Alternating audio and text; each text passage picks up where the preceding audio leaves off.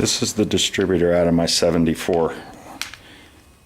This is the seal that we're talking about. Okay, what you're going to want to do is you're going to want to make an index mark right on this, right here, and down there on the manifold, so that when you take this out and put it back in, you can line up those two marks and then it will not affect your timing. Okay, first thing you need to do is you need to take off the distributor cap, need to take off the vacuum line for the advance. You've already marked the manifold and the distributor.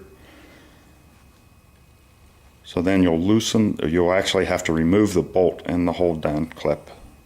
Otherwise you can't get it out. But before you do that, you pay attention to where the rotor is pointing, so that when you insert this back into the engine, you have the rotor pointing at the same place it was, and your two marks lined up between your distributor and your manifold, and everything will be good. As you pull it out, because of the gears on the distributor and meshing with the gears on the camshaft, it's going to turn.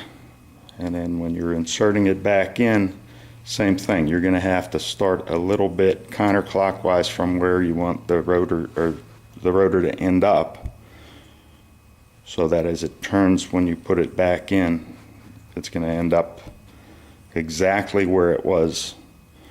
If it's a little bit off, you may be a tooth off on the gears. Pull it out, adjust it a little bit, try it again. You should be able to replace that with no problem.